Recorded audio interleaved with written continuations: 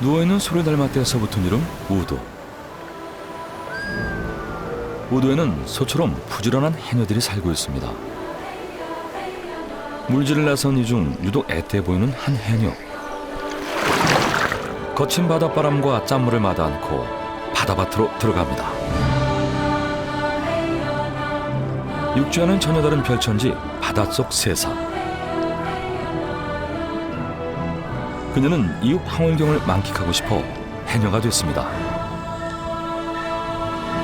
바다 가면 제 세상이에요. 아무도 뭐라 안 하고 저만 4시간 동안 아무 말도 안 하고 저 혼자 들어갔다 나왔다 들어갔다 나왔다. 그게 너무 좋아요. 찰랑찰랑 거리는데 이 바닷소리, 이 바람소리 그냥 저를 편안하게 만들어주는 소리인 것 같아요. 저는 되게 쉽게 생각해서 해녀한다고 했었거든요. 근데 막상 지금 이렇게 해보니까 너무 힘들어요. 근데 그 뿌듯함은 너무 좋거든요. 어느덧 바다 출근 3년 차. 바다가 일터인 MG 해녀 이민 씨를 만나봅니다.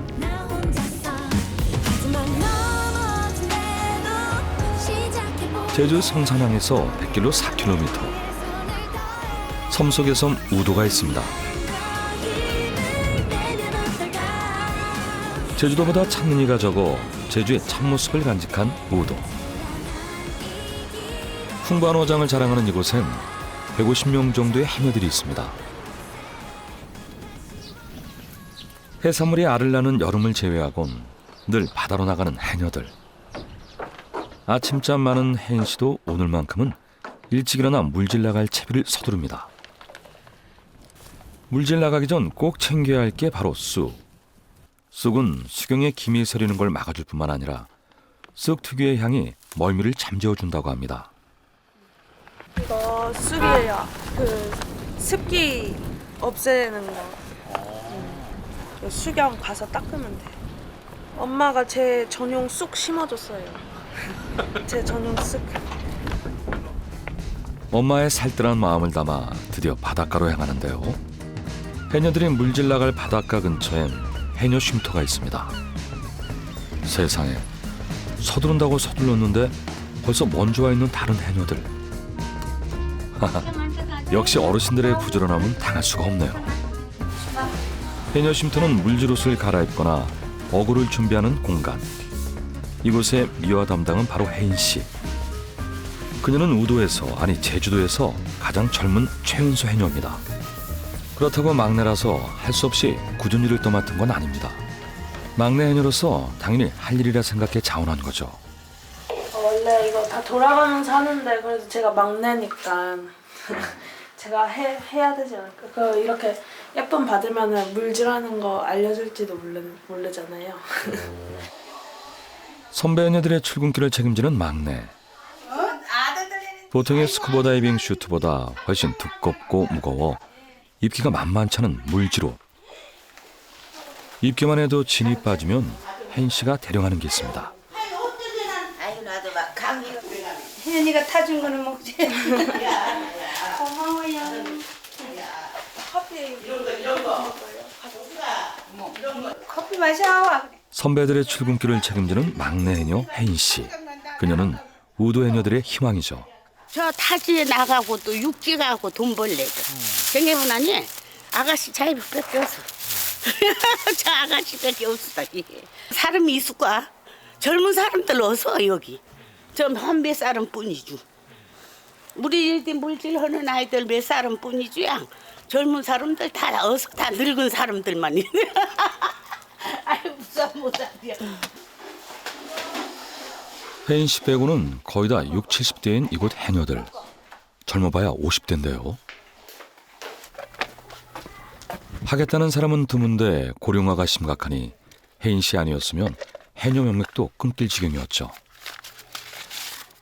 하지만 아무리 젊다고 해도 해녀들의 고질병은 어쩔 수 없습니다. 그녀 역시 늘 두통과 이통을 달고 살죠. 더구나 만성비염까지 있어서 약을 한 움큼 먹어도 여간 불편한 게 아닙니다. 나가면 귀 아프고 잠수 못 해가지고 약 안 먹으면 저 잠수 못해요. 약으로 어찌어찌 달랜 몸을 이끌고 드디어 해녀들이 물질하러 나섭니다. 새것 같은 태왁이 혜인씨 경력을 말해주는데요. 한 달 중 물질을 할 수 있는 날은 기껏해야 열흘에서 보름 정도.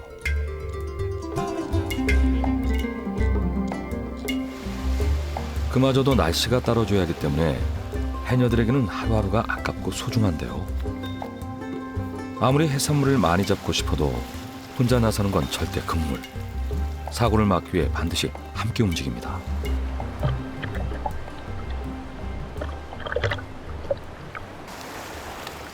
입수 준비를 마치고 선배들의 뒤를 따르려는 그녀.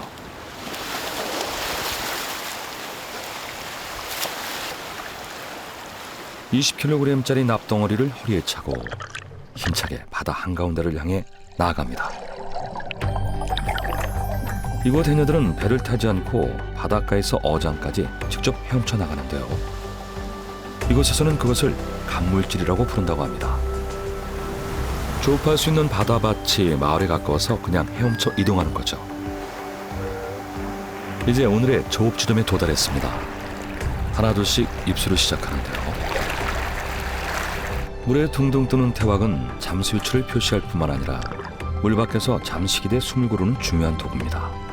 태왁은 바다에서 제 생명줄이에요. 들어갔다가 물 센 데 가면은 얘 잡아야 되거든요. 얘 못 잡으면 그냥 죽을 수도 있으니까. 저승에서 벌어 이승에서 쓴다는 말이 있을 정도로 위험한 해녀의 삶. 그것을 알면서도 hen 씨는 해녀가 꼭 되고 싶었습니다. 마치 수족관에 들어온 것 같은 풍경을 선사하는 바다를 누비는 기쁨 때문이죠.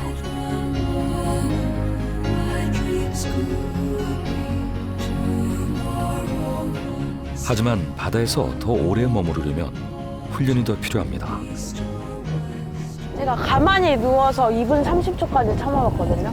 근데 물속에서는 1분도 많이 참아먹어요. 뭐 보면 제주 해녀는 2분 참는다. 가게 손님들도 저한테 숨 몇 분 참냐고 하면 저요 3, 40초요. 엥? 그러면 들어갔다 나와야 되는 거 아니야? 이렇게 하거든요. 달라요. 저는 한숨에 하나도 많이 잡은 거라고 해요. 빈손으로 올라올 때도 많아요. 그러나 단순히 숨을 오래 참는다고 해서 많이 잡는 건 아닙니다. 물건이 많이 있을 만한 곳을 잘 파악해야 하는데요. 혜인 씨, 아무것도 없어 보이는데도 용케 뿔소라를 연거푸 찾아냅니다. 무태서 아무리 친해도 절대 어디 바위에 뭐가 붙어있는지 알려주지 않는 해녀들.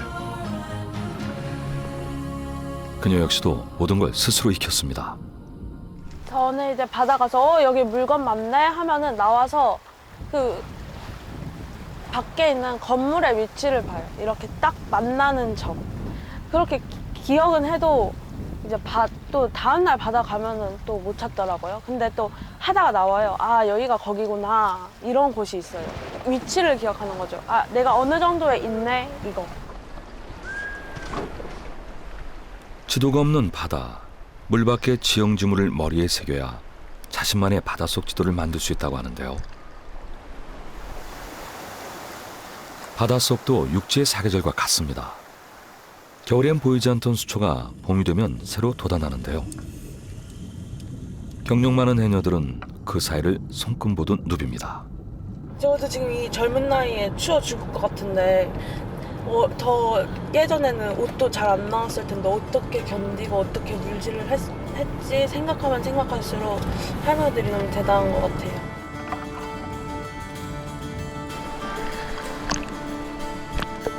바다 깊이 파고드는 실력은 아직 약한 초보 해녀. 하지만 열정만큼은 그 누구에게도 뒤처지지 않는데요. 한 번 들어가면 보통 서너 시간이 기본인 물질. 숨을 1분 참는다 치면 서너 시간 동안 수백 번을 오르내려야 하는 고된 작업입니다. 하지만 그렇게 일해도 그물을 가득 채우기가 보통 어려운 게 아닌데요. 그런데 그때 어디론가 시선이 고정된 혜인 씨. 와, 바다거북이네요. 이렇게 큰 바다거북을 만나는 건 해녀만이 누리는 특권이겠죠?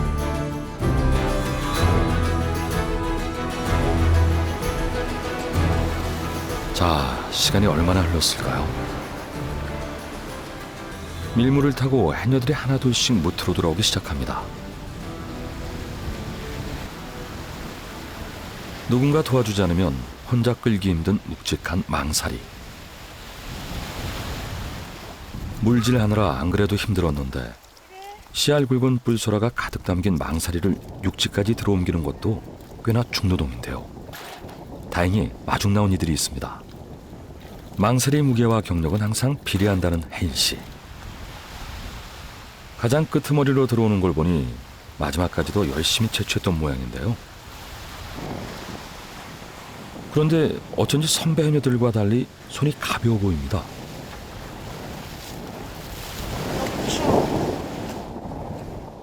살을 내고 얻는 추위. 이렇게 고생한 만큼의 결과가 있어야 할 텐데요. 옷도 크기도 크고 그래서 어디로 물이 들어왔어요. 구멍으로. 여기 물 가자마자 바지랑 물로 팔로 들어왔어요. 어디 작게 뚫린 것 같아. 귀도 아프고 소란 안 보였는데 거북이 버스 신었어요. 나 거북이 기다리고 있었는데 자리도 안 옮기고 많이는 못 잡고 저는 오늘 거북이 본 걸로 만족하려고. 잠깐 쉬면서 쓰린 마음을 달래고 싶지만 어디 혜인 씨 위치가 그런가요? 선배 해녀들이 올 때마다 잽싸게 달려나가 물마중을 해야죠. 혜인 씨도 언젠가는 망사리 옮길 때 남의 손 빌린 날이 올 텐데요. 그건 선배들도 기다리는 바입니다. 우리는 이제 끝나는 거요. 끝나요. 아니, 배가 헐어도 엔진이 좋으면 배가 잘 나가듯이 젊은 치고 젊으니까 희망이 있죠. 선배들이 혜인 씨에게 기대하는 건 많은 수확이 아닙니다. 해녀를 잘 전수받길 바라는 거죠. 그걸 잘 알면서도 아쉬움이 남는 건 어쩔 수 없습니다. 평소에 비하면은 엄청 많이 못 잡은 편이에요. 근데 이제 소라 끝나갈 때가 돼가지고 할머니들은 저보고 많이 했다고 하는데 사실 저는 만족은 못해요. 노력하면 아낌없이 내어준다는 너른 바다. 과연 오늘의 결실이 얼마나 될까요? 7kg. 할머니들 물건 없죠 하면서 저보다 많이 잡아와요. 저는 모르겠어요. 안 와닿아요. 그리고 나 내일 시켜, 나 내일 안 오켜 해놓고 아침에 오면 다 와 있어요. 근데 저는 진짜 쉬는 줄 알았거든요. 그래서 저도 쉬려고 했는데 이제 다 나오신 거예요. 오늘 10kg 어디 가서 잡아질 건가 이렇게 하는데 그것도 쓸데없는 걱정? 제가 볼 때는. 그렇게 말해놓고 30-40kg 잡아오니까 저 한 번 들어갈 때 이모들 3번 들어가는 것 같아요. 아니, 어떻게 그럴 수 있지? 그래서 제가 해녀 하면 할수록 그냥 엄마도 강하지만 해녀 엄마들은 더 강하다고 생각해요, 저는.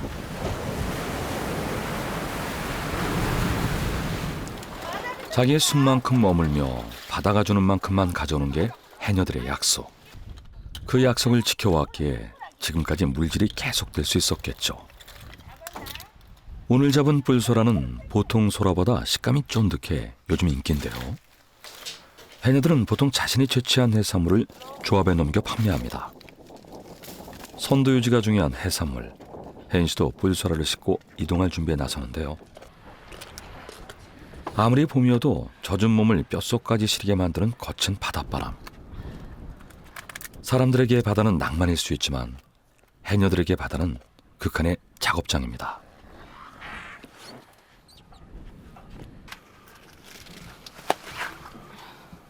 그런데 혜인 씨에게 해녀일보다 더 힘들었던 건 사람들의 시선을 의식하는 자신이었다고 합니다.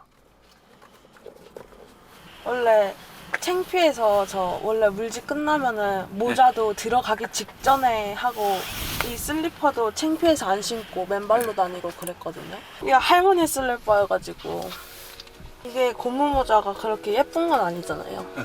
그래서 좀 창피했어요. 하지만 그건 다 옛날 얘기.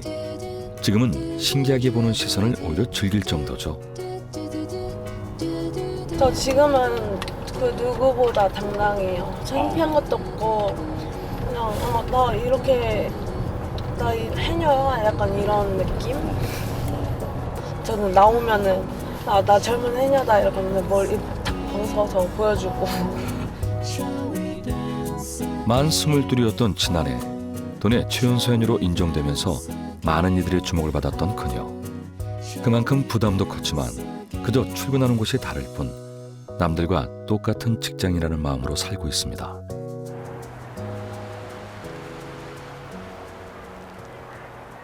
해녀 쉼터에서 머지않은 한 건물.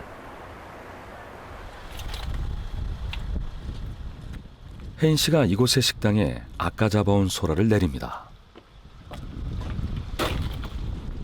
오늘 잡은 것들을 조합이 아니라 식당에 팔려는 걸까요? 아무래도 여기 한두 번 와본 게 아닌 듯 일하는 게 꽤 익숙해 보입니다.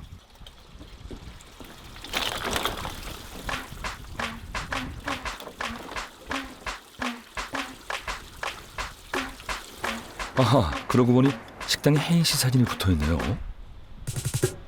사실 이곳은 혜인 씨 가족이 운영하는 식당. 관광객을 상대로 각종 해산물 음식을 팔고 있습니다. 물질로 자리를 비운 사이 혼자 주문을 소화하느라 정신없던 엄마. 물질옷도 벗지 못한 채 하고 앞에 선 혜인 씨. 원래 이 역할은 오빠 담당이었다고 합니다. 저희 가족은 5명인데요. 엄마, 오빠, 저 그리고 동생 2명. 오빠 있었는데 엄마랑 의견 차이가 너무 많이 나가지고 싸워서 집을 나갔어요. 식당을 도맡아 했던 오빠. 물질로 바쁜 그녀는 오빠의 보조 정도만 했는데 엄마와의 불화로 오빠가 나가고 난 뒤 어쩔 수 없이 떠맡았다고 합니다. 물질 나갈 수 있는 날은 제한적인 데다 아직 잡아오는 양도 많지 않아 겸업을 할 수밖에 없는 혜인 씨. 다른 해녀들도 물질에 반일까지 하며 생계를 꾸리지만 식당 일처럼 힘들진 않다고 하는데요. 그나마 장점이 있다면 그녀가 직접 해산물을 잡아오기에 다른 식당보다 재료비가 덜 든다는 정도입니다.